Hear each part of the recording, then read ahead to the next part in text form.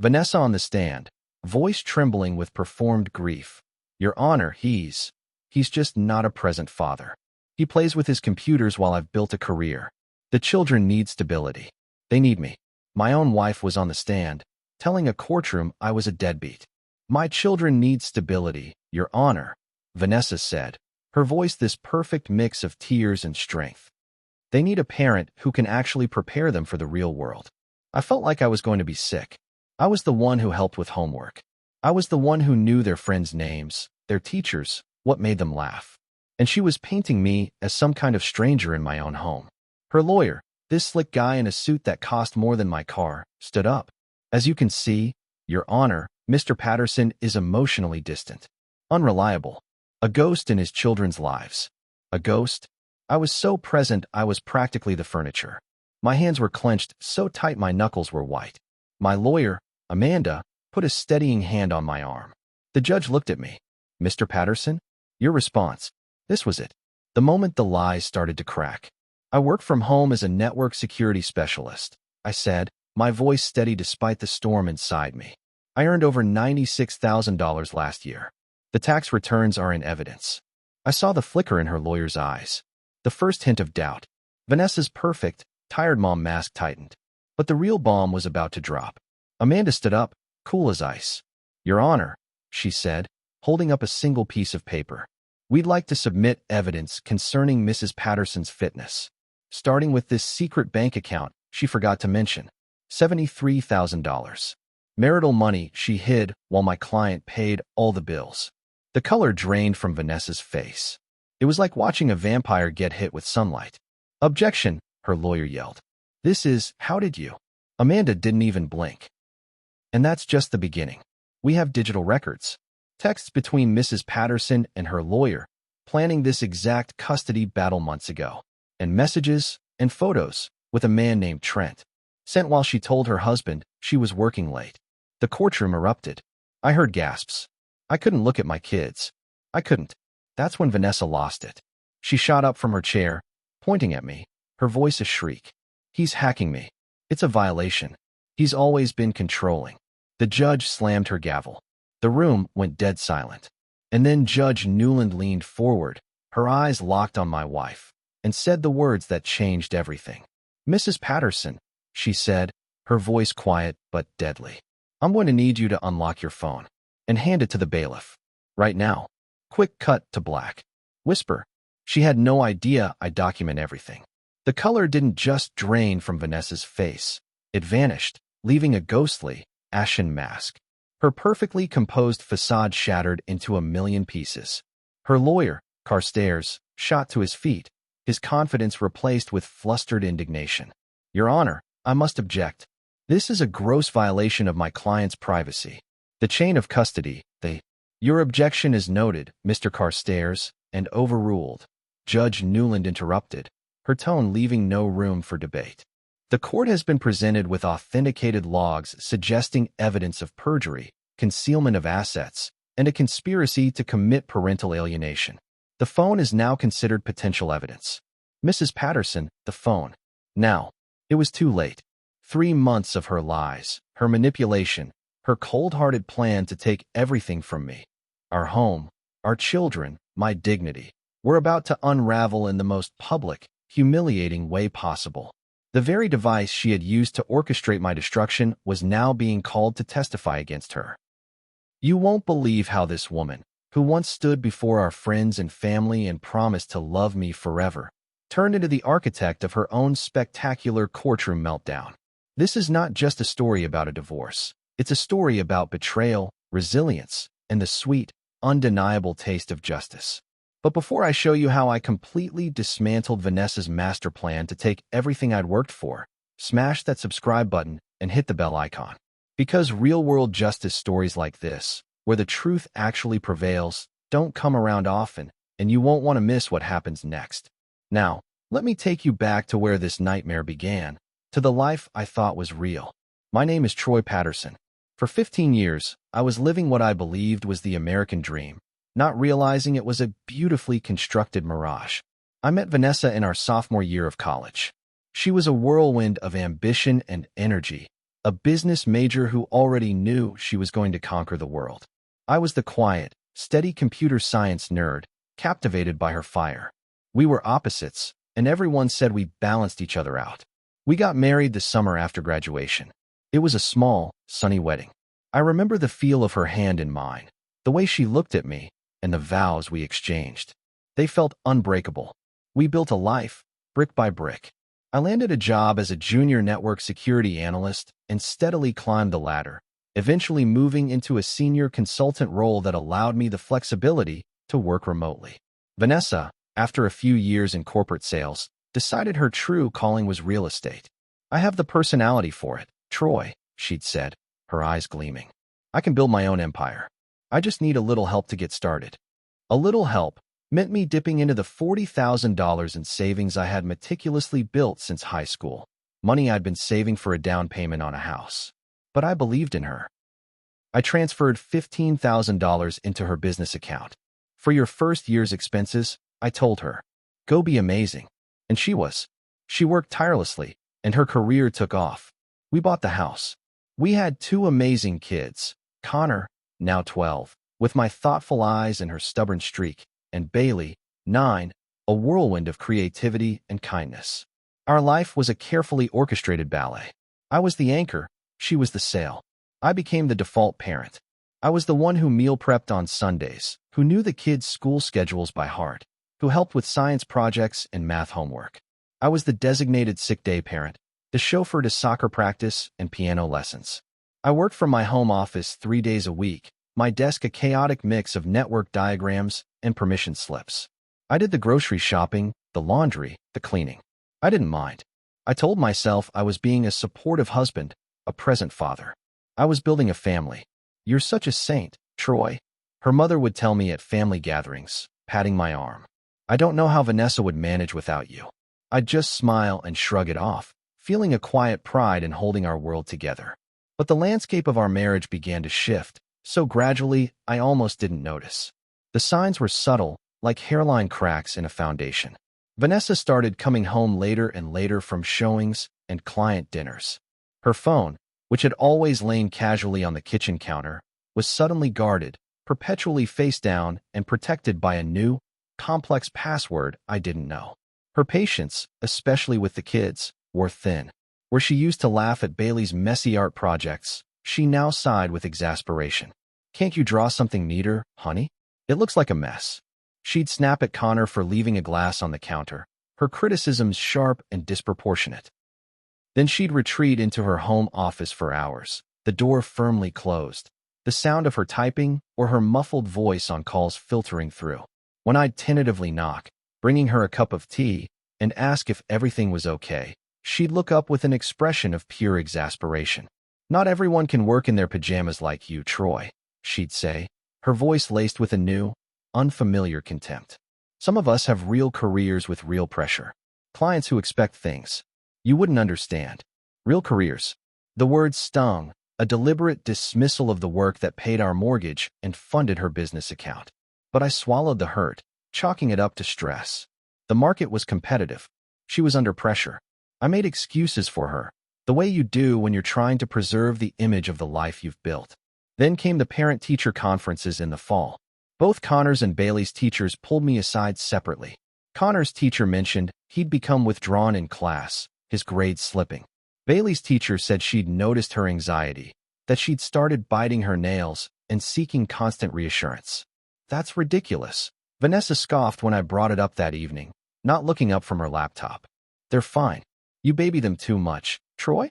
Maybe if you actually push them instead of always being their friend, they'd toughen up. The real world isn't going to coddle them.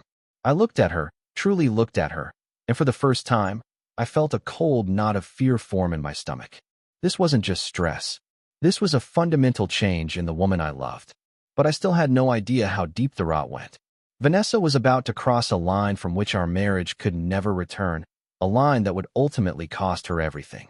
Have you ever had someone you love completely take advantage of your kindness, mistaking your steadiness for weakness? Let me know in the comments. I read every one. The Tuesday everything ended began like any other. It was a crisp autumn day. I'd finished my work for a major client, patching a critical security vulnerability, and felt the satisfying mental click of a problem solved.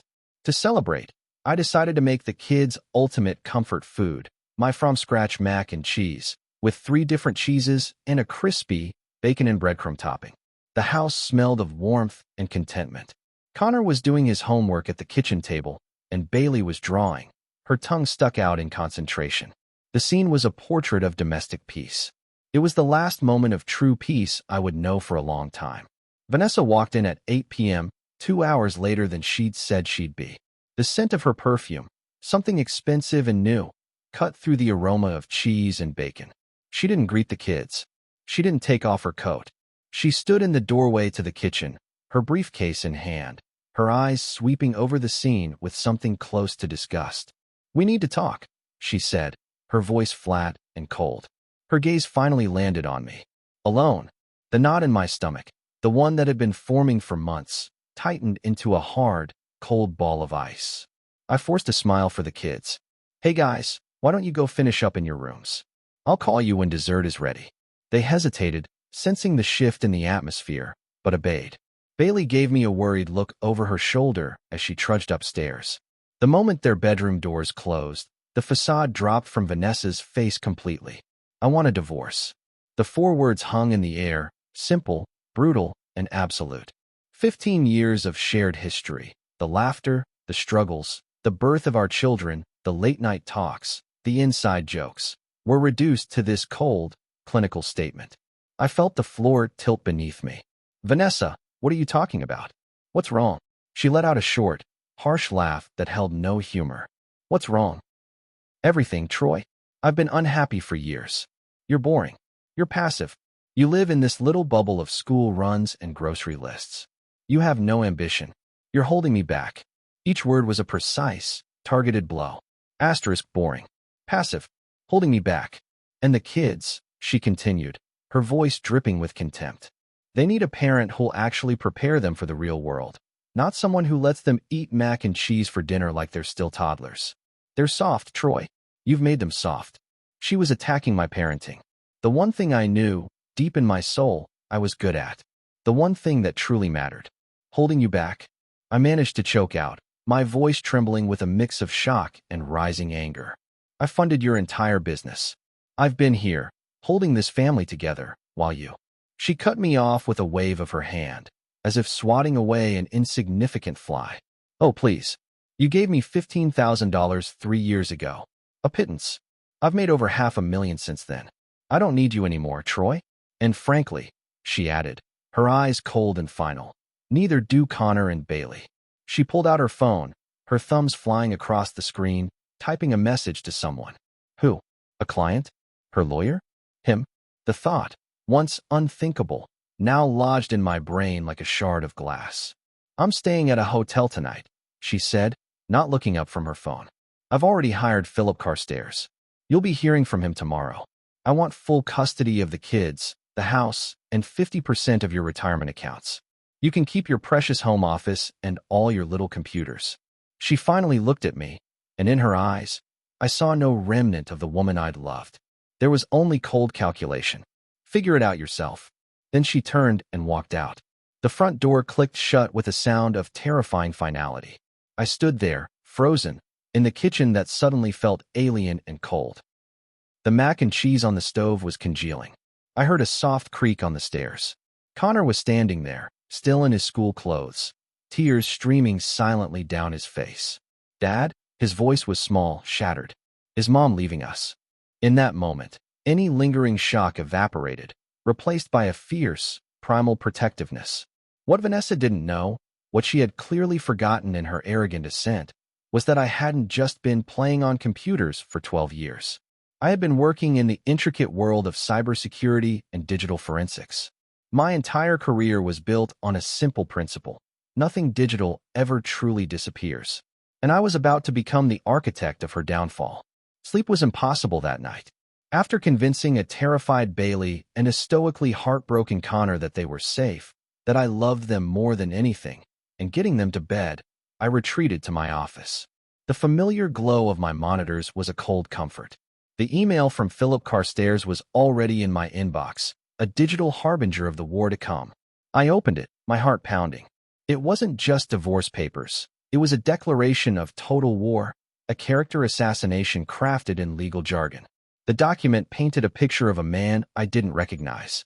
It described me as chronically underemployed, a financially dependent spouse who contributed little to the family. It accused me of being emotionally manipulative with the children, of isolating them from their mother's side of the family, and, the point that made me see red, of making concerning statements about not believing in traditional discipline, implying I was somehow unstable. Every allegation was a lie, but they were clever, insidious lies. The kind that, if left unchallenged, could poison a judge's perception. That a mother working long hours was a sign of dedication, while a father doing the same was neglect. The document had been carefully constructed to weaponize gender stereotypes against me. My hands, which had been shaking with emotion, stilled as I opened the document's properties. The date-created field was the first clue. It was from 2 months ago, 2 full months before she had dropped the bomb in our kitchen. This wasn't a decision made in a moment of stress. It was a premeditated, coldly executed plan. She had been sitting across from me at dinner, lying in bed next to me, all while her lawyer was drafting this document that sought to erase me from my children's lives. A cold, focused rage began to burn away the shock and hurt. This was no longer about a broken marriage. It was about survival. My survival and my children's. I opened my dedicated work laptop, the one with the specialized forensic software. Years ago, concerned about the rising threat of IoT-based hacking, I had reconfigured our home network. It ran through a custom-built router with enterprise-grade logging capabilities. Every device, every connection request, every packet of data that flowed through our walls was time-stamped, logged, and archived. I had set it up as a security measure, a digital moat around our castle. I never imagined I'd be using it to defend the castle from the queen who had abandoned it. I started with the basics, cross-referencing the date of the document's creation with the network logs.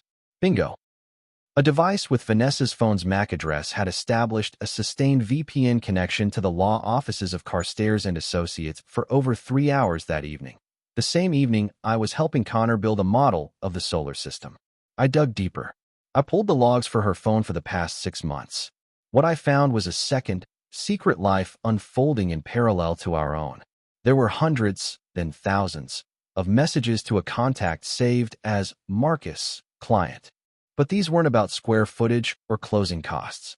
They were strategic discussions. Asterisk, Carstairs says we need to establish a pattern of his emotional neglect. Can you back me up if I say he's been distant for years? I'll play the victim card. The overworked mother, the unsupportive husband. Judges eat that up. The key is maximizing the settlement. The house is a given. The retirement accounts are fat. I want it all. She wasn't just leaving. She was looting the place on her way out. But that was just the prelude. The main act was a contact named Trent. The logs showed near-daily communication, often late into the night, and during times she had told me she was at networking events or staging a property. Then I found the image transfer logs. Dozens of them. Photos with metadata timestamps stretching back 9 months. Photos that were intimate, explicit, and definitely not taken by me. My wife hadn't just fallen out of love. She had been cheating on me for nearly a year, while I was making school lunches, helping with homework, and supporting her real career. The final piece of the puzzle was the money. Using my access to our shared computer, where she had foolishly saved her password in the browser, I was able to trace a series of transfers to an account at Henderson Credit Union, an institution we had never used together. She had been systematically skimming money from her real estate commissions, money she told me was being reinvested in the business, and funneling it into this secret account, $73,000. She had been salting away a small fortune while I paid the mortgage, the utilities, the car payments, and every expense for our children from my income. The financial betrayal was as profound as the emotional one. By sunrise, I had a digital mountain of evidence. I had PDFs of the hidden bank statements. I had authenticated logs of her messages with Carstairs and Trent, complete with timestamps and IP addresses that placed her at home when she claimed to be elsewhere. I had a timeline of the affair, of the legal conspiracy, of the financial fraud. It was more than enough to prove infidelity, perjury, and a premeditated plan to commit parental alienation. But Amanda Rourke, the attorney I contacted first thing in the morning, saw an even bigger picture. "Troy," she said, her voice calm and analytical as she scanned the files I'd sent. This is beyond just winning a divorce. This is a textbook case of malicious intent. The affair, the hidden assets, the custody manipulation. Any judge would see this for what it is. But we need to be smart. We don't show our hand yet." "What do you mean?" I asked. "We let them think they're winning," she explained. "We file a simple, straightforward petition. We don't mention any of this. We let Vanessa file her counterclaim, under oath, repeating all these lies. Then, in the hearing, when she's committed to her story under penalty of perjury, we tear it all down." It was a brilliant, if brutal, strategy. It wasn't enough to just prove my case. I wanted the truth to be revealed in the most undeniable, public way possible, in a forum where Vanessa and her high-priced lawyer could not spin it, could not explain it away. I wanted the judge to see, in real time, the exact moment Vanessa's house of cards collapsed. What would you have done at this point? Would you have taken the evidence and tried to settle quietly, or would you have gone for the full, public confrontation like I did? Justice or mercy? Let me know your thoughts in the comments below. Amanda Rourke became my general, and I was her chief intelligence officer. We filed our divorce petition the next day. It was a model of simplicity, irreconcilable differences. We proposed a fair, 50-50 shared custody arrangement and an equitable split of known marital assets. It was the petition of a reasonable man who wanted an amicable resolution. Vanessa and Carstairs took the bait, hook, line, and sinker. Their counterfiling arrived 2 weeks later, and it was even more vicious than the initial communication. It was a masterpiece of legal fiction, doubling down on every lie. It claimed I was financially irresponsible, that I'd refused to seek adequate employment, and that my emotional distance and unconventional parenting methods made me an unfit primary caregiver. She was now formally requesting full legal and physical custody, with me receiving supervised visitation. Supervised visitation. Asterisk, the words burned themselves into my retinas. She wanted a court to rule that I, the father who had raised them, could only see my children under the watchful eye of a state-appointed stranger. It was the ultimate act of erasure. The preliminary hearing was scheduled. Amanda's strategy was psychological warfare. They think they're dealing with a passive, defeated man, she told me during our prep sessions. They think you're overwhelmed and out of your depth. Carstairs is a bully, and bullies get sloppy when they think they've already won. Let them. Your job is to stay calm. Let Vanessa commit to her performance. The more she lies on the stand, the harder she falls. Meanwhile, I focused on my true priority, Connor and Bailey.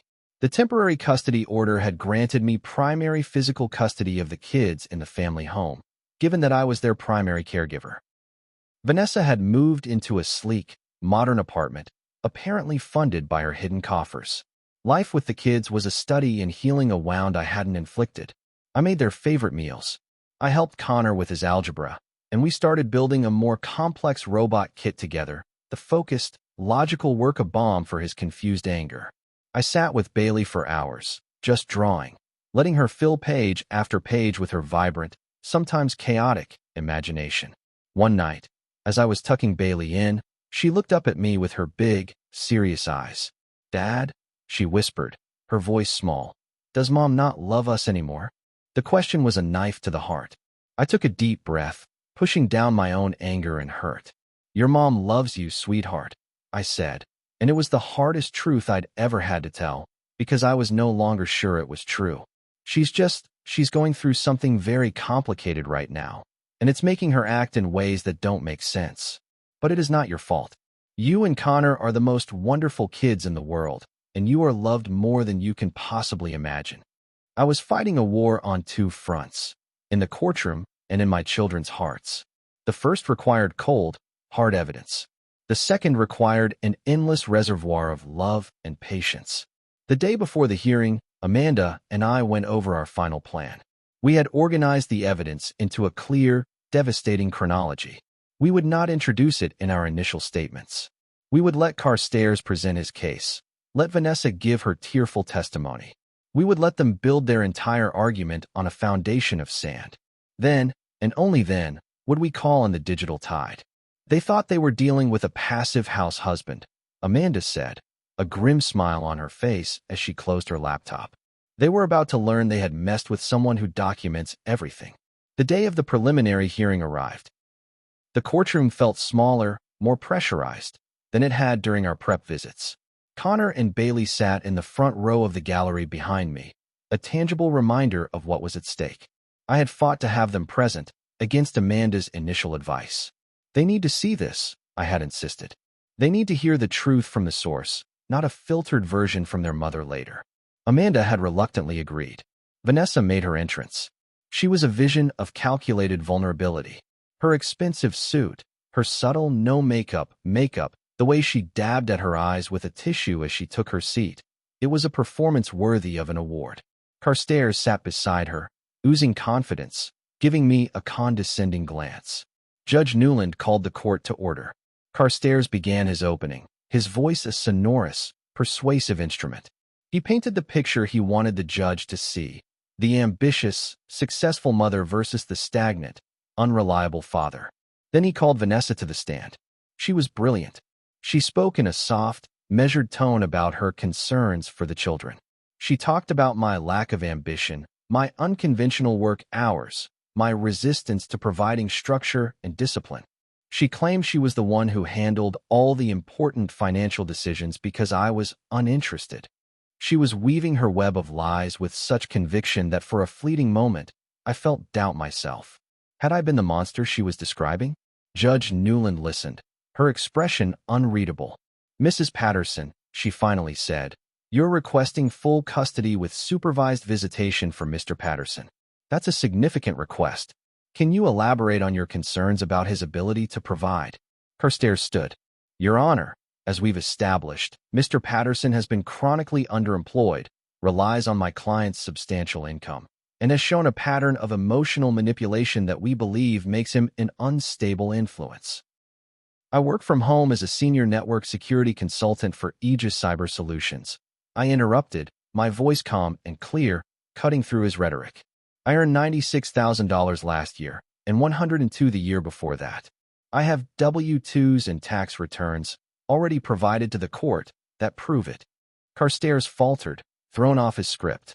Your Honor, my client was under the impression that his employment was intermittent. Your client has been married to me for 15 years and has joint access to all our tax filings. I said, my gaze fixed on Vanessa. She knows exactly what I do and what I earn. A tiny crack had appeared in their narrative. Judge Newland's eyes narrowed slightly. Continue, Mr. Carstairs. Vanessa resumed her testimony, but the rhythm was broken. She was now defensive, over-explaining, her lies becoming more convoluted. Then it was Amanda's turn. She stood slowly, a stack of documents in her hand. Mrs. Patterson, Amanda began, her tone deceptively mild. You claim you've been the primary financial provider for the family, and that you've been transparent with your husband about your finances? Yes, Vanessa said, her voice tighter now. I've built a successful real estate career. The records show that. And you've fully disclosed all your assets in your financial disclosure filed with this court? Of course. So your husband is aware of the separate savings account you hold at Henderson Credit Union? The one with a current balance of $73,000 for $112. The silence in the courtroom was absolute. Vanessa's mouth opened, but no sound came out.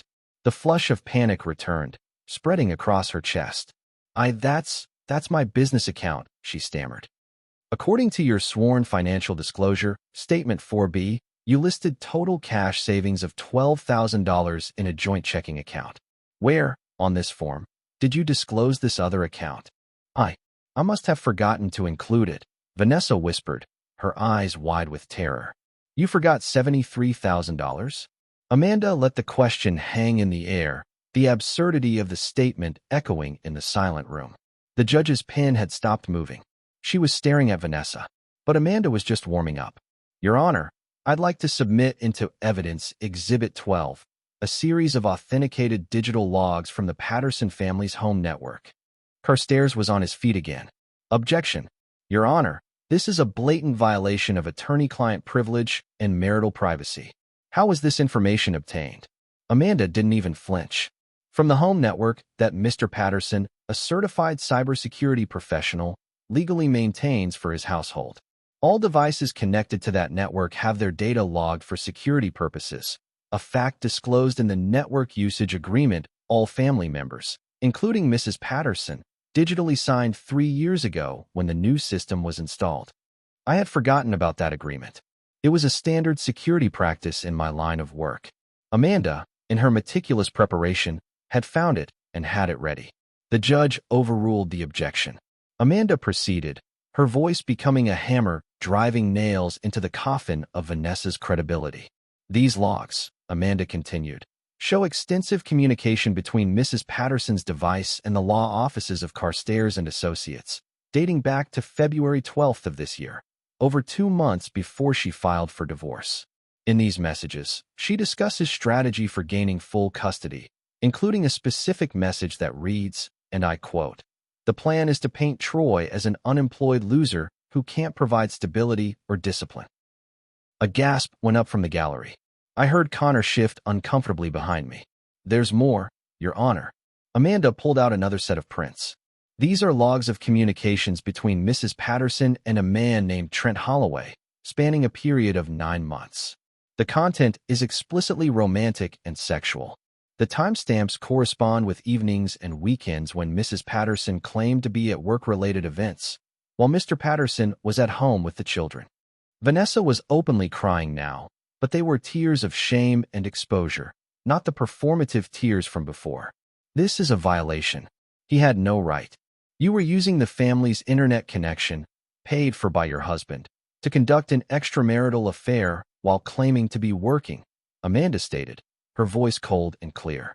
"Mr. Patterson was single-handedly raising your children while you were, according to your own messages to Mr. Holloway, at Trent's place again." I didn't dare look back at Connor and Bailey. I couldn't bear to see their faces. Then Amanda delivered the coup de grace. She approached the bench with a final document. "Your Honor, most disturbingly, we have messages between Mrs. Patterson and her mother, in which she refers to her daughter, Bailey, as collateral for a better settlement."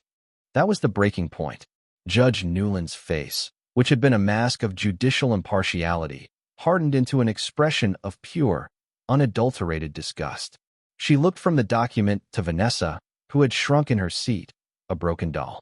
"Mrs. Patterson," Judge Newland's voice was low and dangerous, "I'm going to need you to unlock your phone and hand it to the bailiff. Now." What followed was the most excruciating 5 minutes of my life. Vanessa's hands shook so violently she could barely type her passcode. The bailiff carried the phone to the judge like it was a live grenade. Judge Newland put on her reading glasses and began to scroll. The only sounds in the room were the soft tap of her finger on the screen and Vanessa's ragged, suppressed sobs. I watched the judge's face. I saw her eyebrows raise slightly. I saw her jaw tighten. I saw her scroll back up, reread something, and then slowly remove her glasses, placing them neatly on the bench before her. When she spoke, her voice was quiet, but it carried a weight that crushed the very air from the room. "Mrs. Patterson," she began, "these messages not only corroborate everything Mr. Patterson's attorney has presented, but they reveal a level of calculated malice that I find deeply disturbing. I see communications where you and your attorney discuss manufacturing evidence.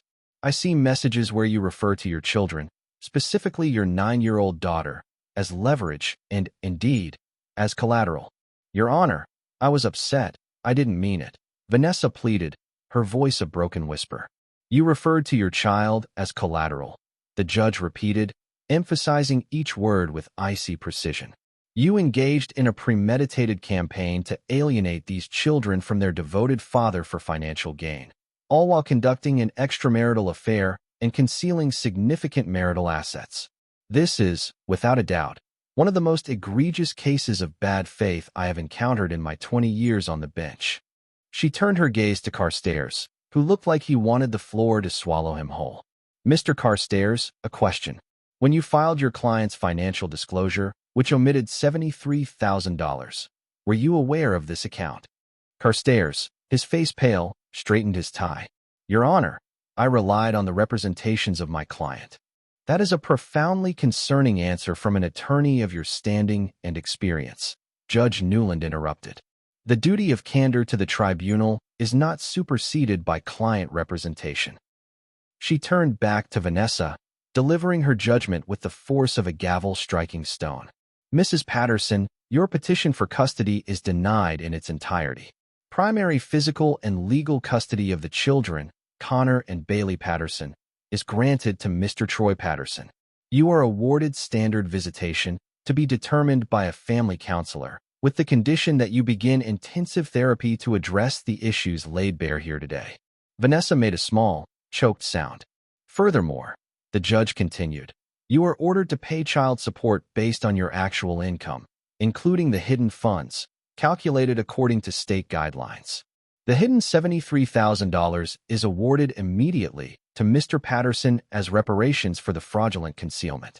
I am also referring this matter to the State Bar Association for an inquiry into potential ethical violations by your counsel.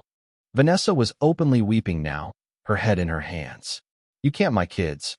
Your children, Judge Newland said, her voice softening for the first time, but only with a profound sadness, deserve a parent who puts them first, Mrs. Patterson. Based on the overwhelming evidence presented today, that parent is unequivocally their father. This court is adjourned. The gavel fell. It was over. Outside the courtroom, in the stark, fluorescent-lit hallway, Vanessa rushed towards us, her face a mess of tears and smeared makeup. Connor, Bailey, she cried, reaching for them. Connor, my 12-year-old son, took a deliberate step behind me, using my body as a shield. Bailey, her small hand clutching mine, tightened her grip and pressed herself against my leg. Connor, baby, I love you, please, Vanessa begged, her voice desperate. Connor looked at her, his young face a battlefield of pain and newfound clarity. You called Bailey collateral, he said, his voice quiet but steady. I heard the judge. How could you say that? How could you do any of this? Vanessa had no answer. The truth, spoken by her own son, was a judgment far harsher than any the judge could have delivered. She stood there, frozen, as I turned and walked away with my children. The fallout was swift and brutal. The real career she had prized above her family began to crumble. The story of her courtroom meltdown, complete with the phrase collateral, spread like wildfire through her tight-knit real estate community. Several of her biggest clients dropped her. Reputation is currency in real estate, and hers was bankrupt. Trent Holloway, the affair partner, ghosted her completely the moment he realized he was a named figure in a public court record. The fantasy couldn't survive the harsh light of reality and legal consequence. A week after the hearing, my phone rang. It was Vanessa's mother. She was crying, but this time it was with genuine remorse. Troy, I am so sorry. I had no idea. I thought she was just stressed. She's my daughter and I love her. But what she did, you were always too good for her. You were the best thing that ever happened to our family. Please let me still see my grandchildren. I agreed. The kids needed all the love they could get, and their grandmother's love, I believed, was genuine. Justice had been served, and in its wake, karma was writing the final chapter. It's been 6 months now. The dust has settled. The kids are thriving in a way I haven't seen in years. Connor's grades have rebounded, and he's become a leader in his school's robotics club. Bailey, no longer anxious about making her art neat, has a gallery of vibrant, chaotic masterpieces taped to the walls of her room, and she's started weekly art classes. These were things they'd wanted to do, but Vanessa had dismissed as unproductive. Now, they are free to be themselves. They see their mother every other weekend. The visits are supervised by a counselor for now. It's a slow, painful process, but Vanessa is, for the first time, being forced to actually be present with them, to listen instead of dictate, to be a mother instead of a curator of their lives. As for me, I kept our home, the place filled with the real memories of our family, not the staged perfection Vanessa craved. I received the settlement for the hidden funds, money that is now securely in college savings accounts for Connor and Bailey. But the greatest victory, the one I feel every single day, is the quiet peace in our home. The knowledge that when I tuck my kids in at night, they are safe, they are loved, and they are valued for who they are, not for what they can be used for. The lesson in all of this is stark but simple. Document everything. Trust your instincts when something feels wrong. And never, ever underestimate the quiet ones. Sometimes, Our silence isn't weakness, it's focus. And sometimes, we're just in the background, gathering evidence and building an unbreakable case. If you enjoyed seeing an entitled, manipulative spouse get the exact comeuppance she deserved, you are going to love my next story. It's about a family member, someone I trusted implicitly, who tried to steal my late father's entire inheritance using a forged will. They thought they were so clever, but they made one fatal mistake. They forgot that I was the one who sat with my dad for 3 weekends straight, helping him draft the original document, line by line. The showdown in the probate lawyer's office was even more satisfying than this one. What's the most satisfying revenge or justice story you've ever witnessed in your own life? Share your experiences in the comments below. I read every single one. And don't forget to subscribe and hit the bell for more real-world stories where the good guys, armed with truth and evidence, actually win.